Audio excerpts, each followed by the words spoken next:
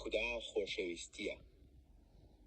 خۆشەویستان، با یەکتریمان خۆش بوێ، چونکە خۆشەویستی لە خوداوەیە و ئەوەی کەسانی دیکەی خۆش دەوێت لە خوداوە لەدایک بووە و خدا دەناسێت.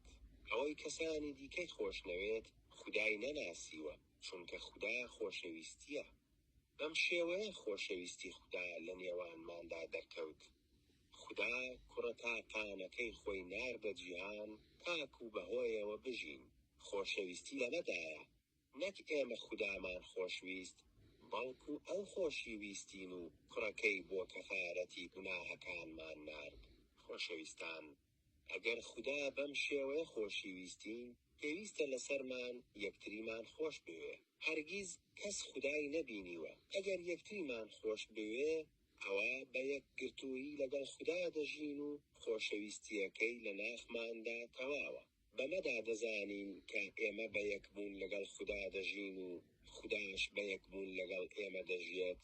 ئەو لە ڕۆحی خۆی پێداوین. ئێمەش بینیمان و شایەتی دەدەین کە باوک کوڕی خۆی ناردووە بۆ ئەوەی ببێتە ڕزگار کەری جیهان. هەر کەسێک دانی پێدا بنێت کە عیسا کوڕی خودایە، ئەوە خدا بە یەکگرتوویی لەگەڵ ئەو کەسەدا دەژێت، ئەویش بە یەکگرتوویی لەگەڵ خدا دەژێت.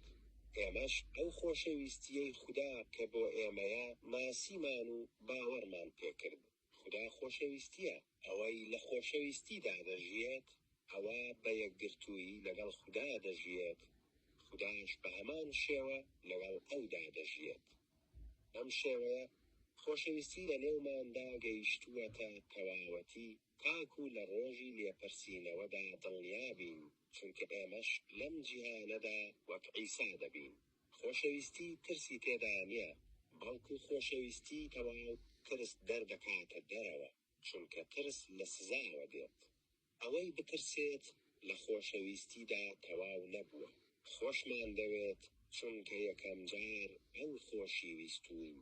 ئەگەر یەکێک گوتی خودام خۆش دەوێت و ڕقی لە خوشکی یان براکەی بێتەوە، ئەوە درۆزنە، چونکە ئەوەی خوشک و برای خۆی خۆش نەوێت کە بینیوێتی ناتوانێت خودای خۆش بوێ کە نەیبینیوە. لە ئەوەوە ئەم ڕاستپاردەیەمان دراوەتێ، ئەوەی خودای خۆش بوێ با خوشکەکە و براکەشی خۆش بوێ. ئەمین.